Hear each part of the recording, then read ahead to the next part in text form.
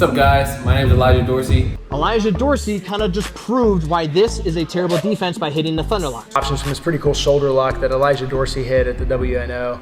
He got stuck. He got stuck and then pulled, yanked, and the shoulder popped. Today, I'll be showing you the Dorsey Lock.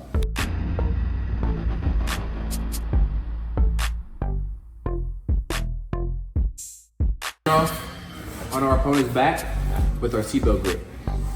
For now, for this move, we're gonna be falling towards our underhook side and getting the body lock on the top side. From here, I'm gonna be hand fighting, going for the chokes. He's gonna be defending his neck. Once I feel ready, I'm gonna bring my hand over his wrist, my same side hand over his wrist, so my right hand, his right hand. I'm gonna pull up his elbow to make his elbow go vertical. From here, I'm gonna reach behind his head, grab his elbow, pull it across, and pop my hips forward.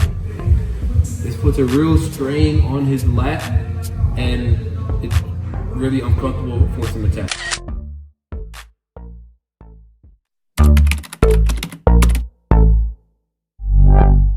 Hey guys, what's up? My name is Taylor Pearman, ADCC European Champion.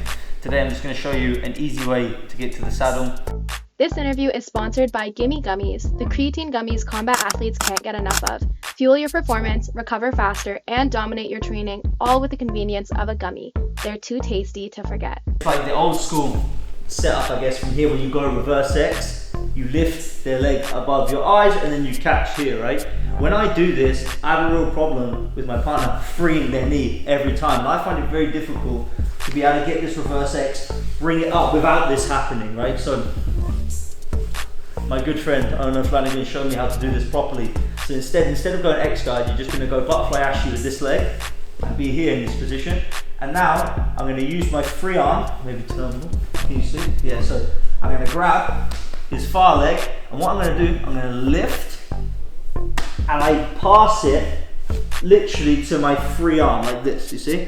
But even if he tries to keep his foot sticky, I can like pull and kick. It's very hard for him to stop this movement, so he can't free his knee. From here, I bring my leg in behind his leg, shift him forward, and now we have him in saddle. What's up, guys? It's Noah from Fighter's Advice. Today I'm with Jason Rao, and he's going to be breaking down how to kill the underhook from half guard. A lot of times guys will get the underhook and we'll look to start to sit up right here. So once he gets up to his elbow, it can be hard for me to flatten him back out. So what I'm going to do is I'm going to post in his hip with my left hand and bring my head over his shoulder. This is really important. From shoulder to shoulder, Noah can use this underhook and start to get up pretty easily. So I'm going to push myself back and bring my head over that shoulder. So now when he goes to use that underhook, it can be pretty tough. Now because he's posting on his elbow, I'm able to get a near side underhook. So I reach in, I grab his lat, I throw my hand wide and my right knee comes into the hip, and I use this to flatten him out right here. My hand's pretty flat against his back. My shoulder is attempting to catch his jaw and turn him in this direction, and I walk my hips into him. So when Noah goes to use his underhook to get on his side, it's really, really tough. I just walk the hips, post on the knee, hike my butt up, and I can knee cut to the far side and pass the guard. Or of course, if you guys are in a fight and you just want to hold the person in half guard, you can hold the person here pretty effectively and they can't get up. What's up, everybody? Here with a Fighter's Advice exclusive. Junny Ocasio here for Unity Jiu-Jitsu.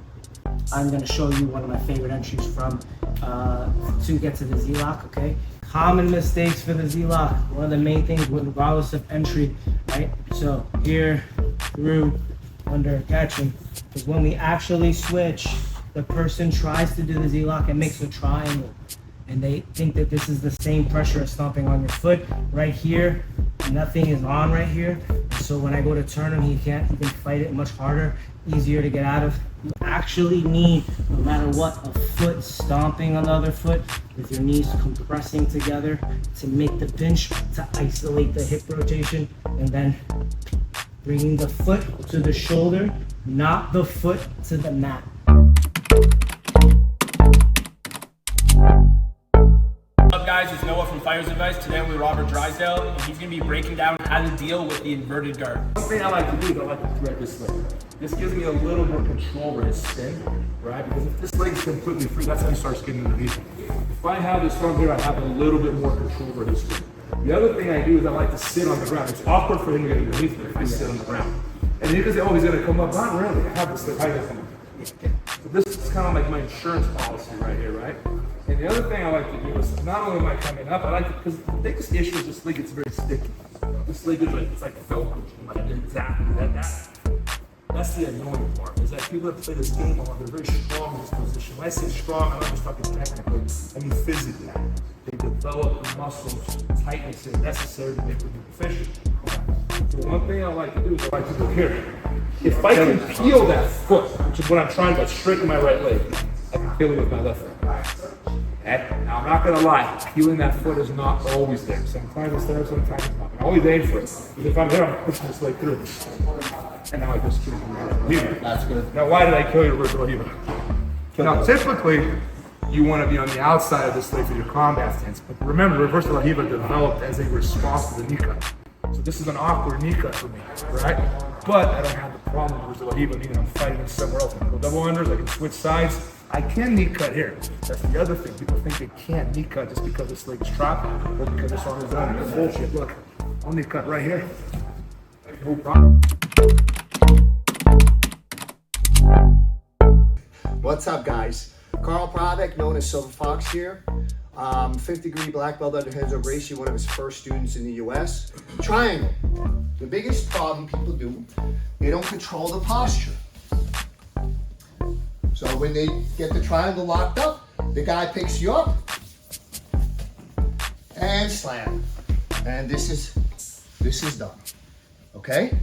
So, 2 biggest issues that people should do when they triangle somebody.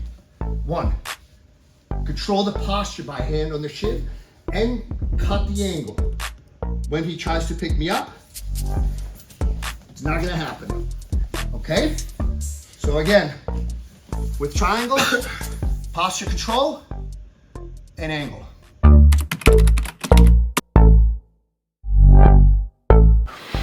Okay guys, my name is Dima Murovanni, I'm a BJJ coach, and today we will look at split passing. This is a passing method where I go into the ashi, so into the leg entanglement and not away from it. Usually what we know is that we try to untangle the legs of my partner and step out, or do other methods, but we step out. This is what you usually see. But in split passing you go into the entanglement.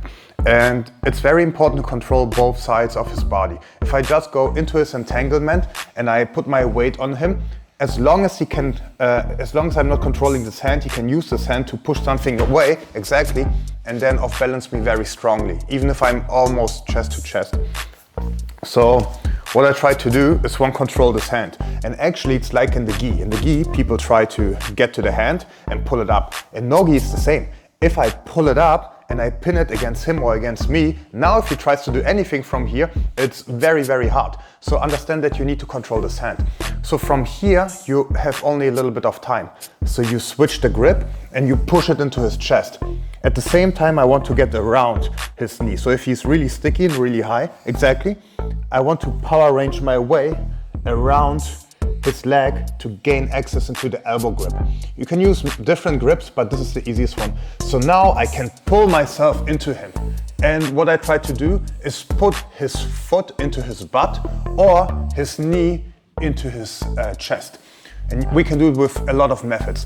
The normal method, while I pull myself the whole time into him, I concave him, okay? Because if he's concaved, he can't push me away, so he's rounded up. If I'm not pulling him, he can round himself up and kick me with his leg. Yeah, kick me with the leg, exactly. He can extend himself, that's what I mean. But if I pull everything into me, I concave him. So now if he tries to kick me, it's way, way harder. And now from here, I can start to step over the legs or use my favorite method, the dragon squat, where I step to the side.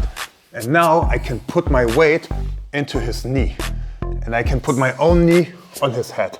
So from here I have a little bicep slicer, or I can just go to a cross face and pass from here. You have a lot of passes, but trust me, if my partner tries to move here, it's very hard because my whole weight is on his ashi.